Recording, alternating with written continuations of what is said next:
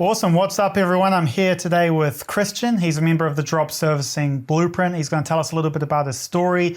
He's been a member for a long time now, one of our really successful members. He's going to have a great, inspiring speech for you. I'm looking forward to hearing his story. So maybe just to shoot into it, Christian, you could start off with, where you started out and kind of your general journey going through the course and building your business.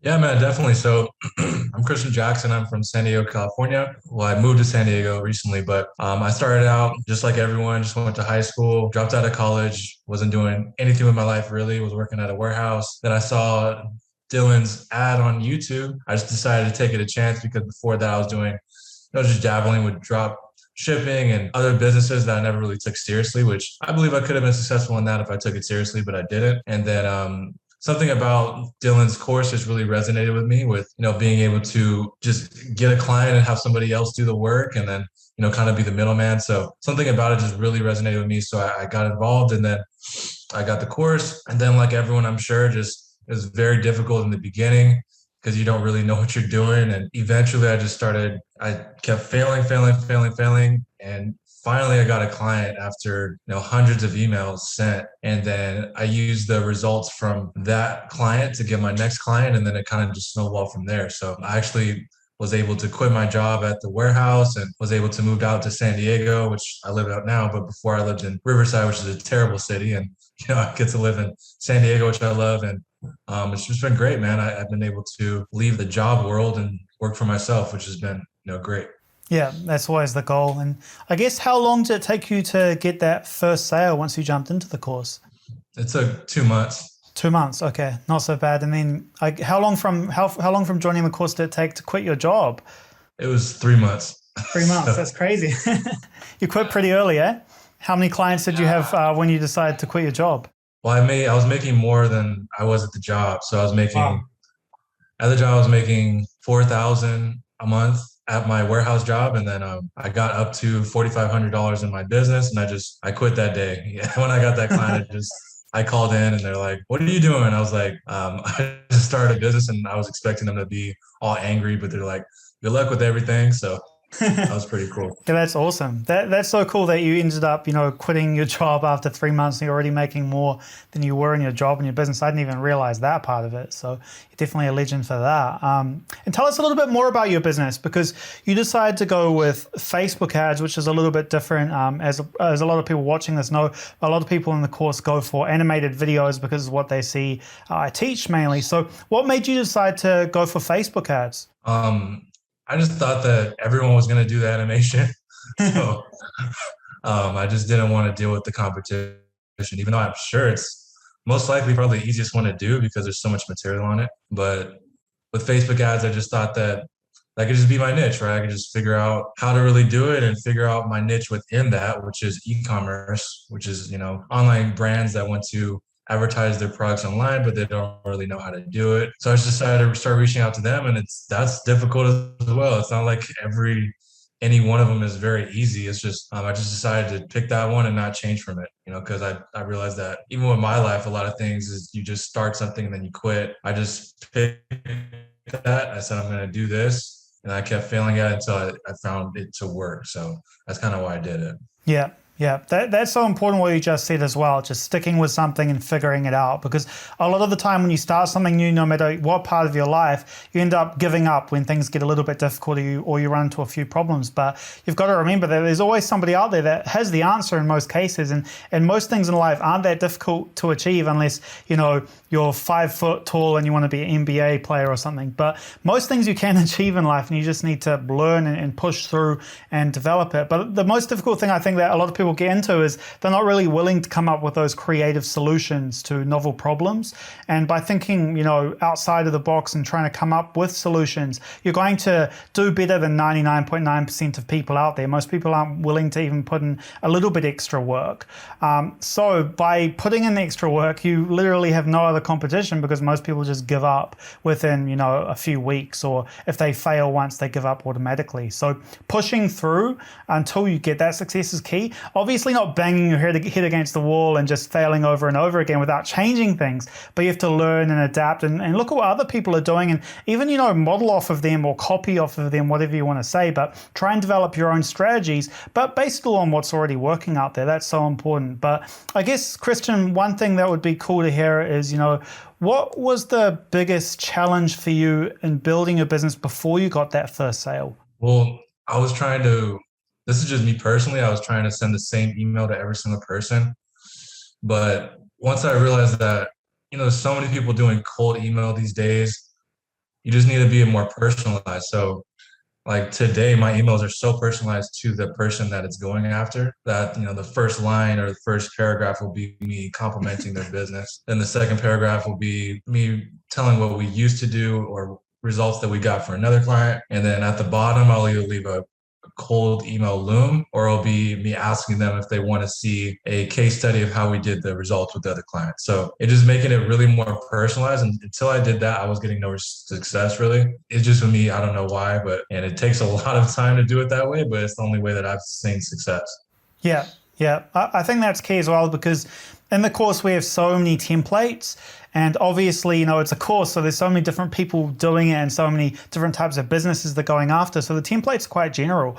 They work in my businesses, but they're not just there really to be copy and pasted for the most part. Of course, you can do that and get sales, but you're going to need to send more emails or make more offers. If you're doing something else like ads, you're going to have to make more offers, which is going to, usually take more time a lot of the time. So that's why we really do recommend customizing things, as Christian is saying, and putting in a little bit more effort to come across in the right way to your client. And for example, if you're reaching out to the real estate niche, talk in their language or provide something relevant to their business. Figure out exactly what they want, what problems they have, and how you can solve them, rather than just sending a general email that could be for anybody. That's always really important when it comes to cold email. And the other reason for that is with cold email, a lot of it relies on deliverability. So your open rates are going to decrease over time. And the best way to prevent that, or one of the best ways, is to change up your email copy. Because if you're sending the same email copy over and over, especially at a high volume, over 200 emails per day, you're going to get blocked, or you're going to end up on a spam list, because that's an obvious thing that spammers do. They send the same email over and over again. If there's no personalization there, you're going to hit those spam traps. So that customization is a good way of protecting your domain reputation over time. And that way you won't need to create new email accounts all the time, or stop your cold email accounts and rewarm them up all the time. You're going to have more consistent results with cold email by sending less emails. And I think as well that it's a little bit counterintuitive, customizing the emails and sending less, because you almost feel like, oh, I should just be sending more and then maybe eventually something will stick. And that's true. Obviously, the more you do something, the more likely it is going to work. But you have to stack those odds in your favor by optimizing for conversion. So you should be looking at, your open rates, your apply rates, what emails are bringing in the most leads. You should be looking at all of your leads and saying, okay, this email here, it gets a lot of replies, but most of them are not interested replies. This one here, it gets a little bit fewer replies, but most are leads and they want to buy right now. So that's data that you should have every single time you get a reply. Put it into a Google spreadsheet and come back later and just tally up, which ones are getting what types of responses. And that will allow you to optimize a lot faster when it comes to cold email specifically. So it sounds like, Christian, you focused a lot on cold emails. Is that still your main marketing channel? Yeah, that's the only way I've ever got clients is from cold email. Awesome. So that's one interesting thing as well is, when you start your business, you often will just try everything and then give up everything really quick. And I remember that's what I did in my business. My first business, I tried Google ads, I tried Facebook ads, I tried cold email, LinkedIn. I was kind of going, half stepping with all of it. But once I focused on one thing, that's when I got my first results. And then once you have that one thing working, you can automate it. So with cold email, for example, hiring virtual assistants and automating the lead generation process, still going in and writing the copy yourself, of course, but otherwise it's pretty much automated when it comes to the responding to the emails that come in and adding leads to the campaigns. Then you can move on to Facebook ads and so on and so forth. That's the best way to go about it. And that's another problem that I see a lot of people going through. But that's interesting, Christian. So cold email is working really well for you. What would you say, once you started getting those first sales, did you focus at all on automation in your business? No, it's something that I'm focusing on now. Just with Facebook ads, it's so they like the personal touch. I don't know if it's just the clients that I'm getting. They like to talk to me and they like to we get responses from me. So going in the future, I'm going to work on automation with ways that I handle it from the beginning so that they don't expect me to be there the whole time. That's something that I definitely want to focus on moving forward. But up to this point, it's been kind of just personal. And I have my ad guy that I hired, but for some reason, he doesn't like to talk to the client. So it's so annoying. So I have to talk to him. And there's certain things that you just need to figure out for each one of you, how to figure it out once you get your clients to not have to work all the damn time, or excuse my language, but have to work all the time on the client relations. That's just something that you need to figure out yourself. Yeah, yeah, that's true. I remember when I first started getting into the automation side, I hired a project manager, and I just had them dealing with my email inbox. So they were basically talking with clients, but under my name in my email inbox, so the clients thought it was me. But later down the line, I gave them their own email inbox, and then from there, the next thing I automated, I think, was the lead generation, and then finally the sales calls. Usually the sales calls, if you're decent at them, you may as well just keep doing them, because those are the things that's the thing that's usually going to be the most expensive to automate. But yeah, that's really interesting. So I think that's key too. Like, often you don't want to automate because you feel like the clients are not going to be happy with somebody else dealing with it. And I find that most people, even my friends that have been doing business for a very long time, they're afraid to automate a lot of things, because not just because you think that you're doing things better than everyone else that could possibly do it, but more because you're worried that the client is going to be unhappy and you're not going to know about it. You're not going to have control over it. So that's the scariest thing when your business starts working. But yeah, so it basically sounds like you became pretty successful after a few months. I didn't even know that you quit your job that fast, Christian.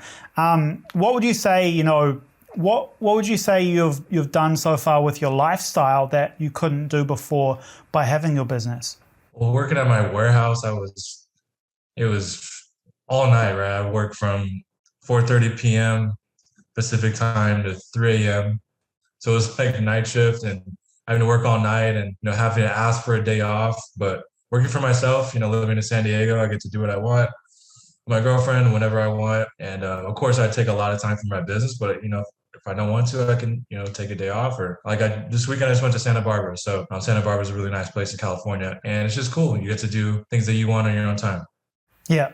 Yeah, obviously there's still a lot of work involved, but it's kind of like you get to choose the work that you're doing, and you get to choose what you do with your time. And that's really that first stage that feels awesome. Like when you actually have your business running and bringing in cash, and you kind of decide what you want to do with your day for the most part. And when you want to go and do something random, like go on a trip, I think that's really important. Yeah, that's cool. So I think the next thing would be if you could talk a little bit more about the course itself. Like what did you find what did you find most helpful in the course? Because it sounds like you got results pretty quickly. So what part of the course was so crucial in that? It's just trying to find clients, right?